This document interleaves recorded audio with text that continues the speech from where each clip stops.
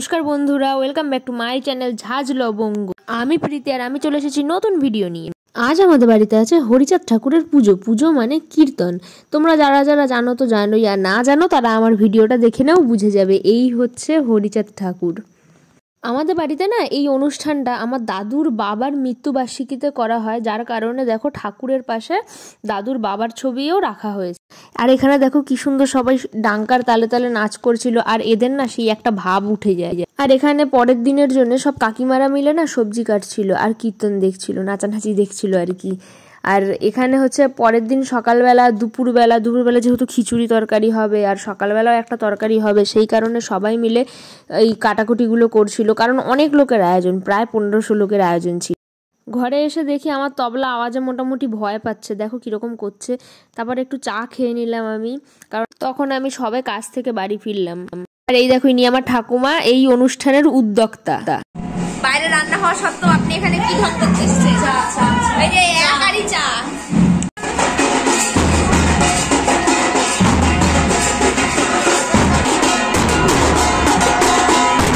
বিভিন্ন জায়গা থেকে এই কীর্তনের দল আসে, আর এই দলদের না বাড়ির সামনে থেকে ঠিক এইভাবে বরণ করে নিতে হয়। তোমাদের আমি দেখাচ্ছি ঠিক কীভাবে বরণ করে। আর দেখো আমার ভাইও কিন্তু ডাঙ্কা বাজাতে পারে, ছোট হলে কি হবে, ব্যাটার ক্ষমতা আছে। আর এই দেখো দল ঠিক এইভাবেই নাচতে নাচতে আসে আর কি। আর তাদেরকে বরণও করা হয় খুব সুন্দরভাবে, একটু সুন্দর নিয়ম আছে বেশ।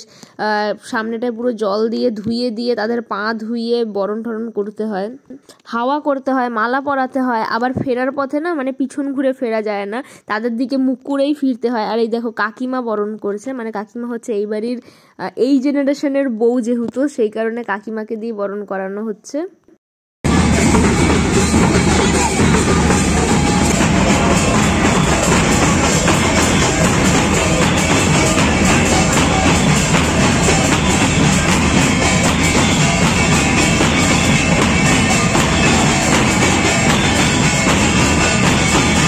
গাইস, আমার ভাইয়ের এনার্জি আর ক্ষমতাটা শুধু দেখো তোমরা, কোনো ক্লান্তি নেই। এইভাবে এক এক করে 10খানা দল এসেছিল, তারপরে তো এই জায়গাটা ভিড় হয়ে গেছিল, অনেকক্ষণ পর্যন্ত এই ডাঙ্কা বাজানো হয়েছিল। সাথে এই ঠাকুরের ভক্তদের নাচও ছিল, দেখো এরা কিরকম ভাবে নাচে। আমি সাউন্ডটা মিউট করে দিয়েছি, কারণ তোমাদের এই সাউন্ডে ভালো লাগবে না, কারণ আমার ফোনে মোটেই ঠিকঠাক সাউন্ড আসে না। তারপর আর কি আমিও এদের সাথে একটু ডাঙ্কা বাজানো শুরু করে দিলাম। ভাইয়ের মতো ভালো মোটেই পারি না।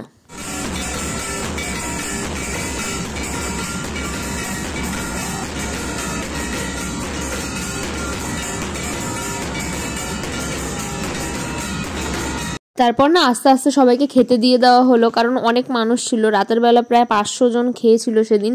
তো সেই কারণে এক এক করে সবাইকে খেতে দিয়ে দেওয়া হচ্ছিল। আর আমাদের মেনুতে ছিল ফুলকপি, ডাল আর ভাত। এখন ব্যাপার হচ্ছে কি, কমলদা আমাকে একটা কথা বলেছে, বুঝলেন? বলছে আমার গুরুদেব শ্রী মনীন্দ্রনাথ ঠাকুর, তিনি আমাকে কোনোদিন বলেন নাই যে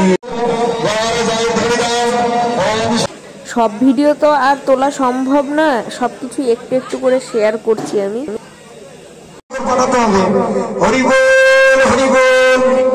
এমন মধুর নাম কেউ অলসতা ভাবে বন্ধ করে থাকবে না মুখ। আমি কিন্তু সেই সুখ কালকে পর্যন্ত খালি ধ্বনি দিয়ে যেতে হবে, আর হরিবল দিয়ে যেতে হবে।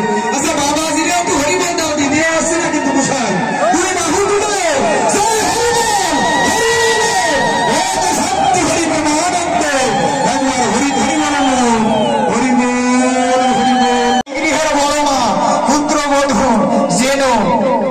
যেদিন আমাদের এই দাদারা থাকতে পারবে না, সেই দিন যেন আমরা এইভাবে সাধু গুরু বৈষ্ণব দলপতি মতুয়ার দল ভক্তবৃন্দ ওখানে আসলে কাকিমা সব ভক্তদের গামছা দিচ্ছিল। আর এই তারপরে তো গান শুরু হয়ে গেল, আর এই গানটা অনেক রাত পর্যন্ত চলেছিল।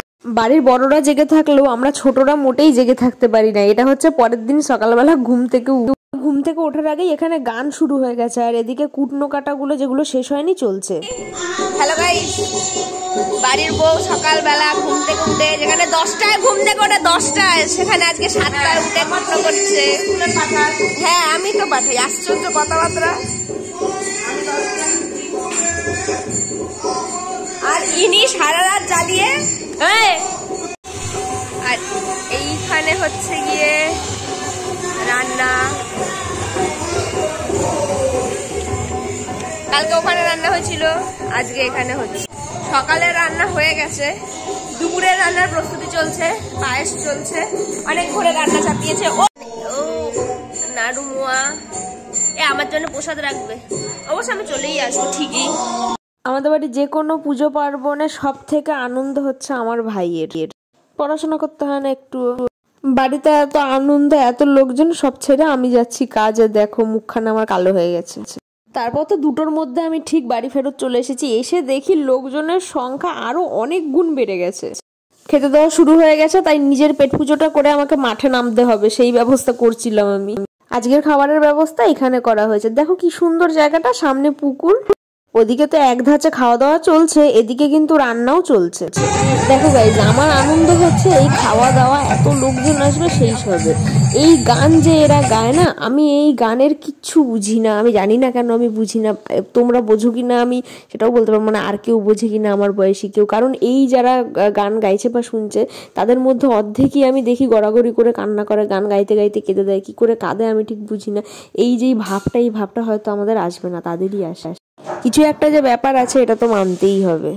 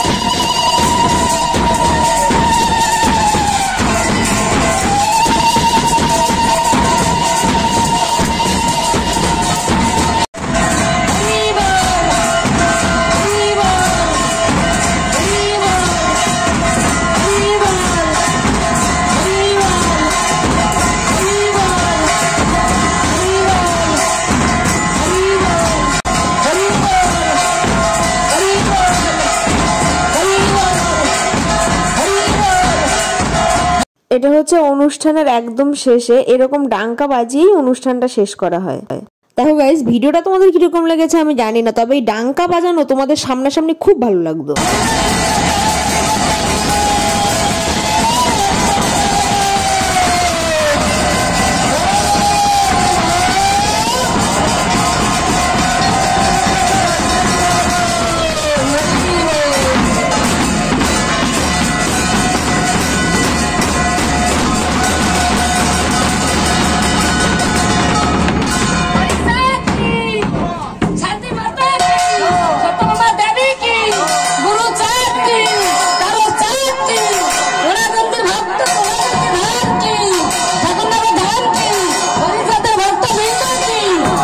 এটা শুধুমাত্র আমার আর আমার ভাইয়ের আনন্দ। বেচারার মন খারাপ হয়ে গেছে, সব শেষ হয়ে গেল।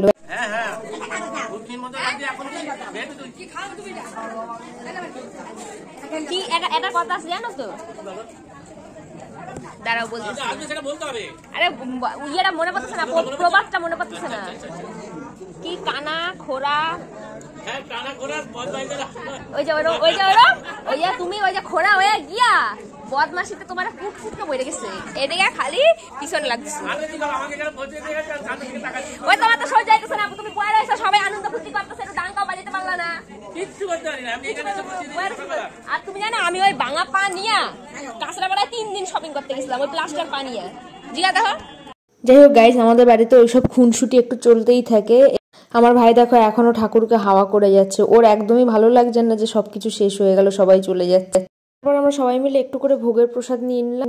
দেখো গাইস, বাড়ির সামনে পুকুর থাকার কত বড় সুবিধা। প্রচুর বাসন হয়েছিল, প্রচুর, সব বাসন এই পুকুরে সবাই মিলে মেজে নিচ্ছিল। দেখো অন্ধকার হয়ে গেছে। দেখো গাইস, আমি এখন বহুত ক্লান্ত। ভিডিওটা যদি ভালো লেগে থাকে লাইক করো, কমেন্ট করো, শেয়ার করো। টাটা, আর পারছি না।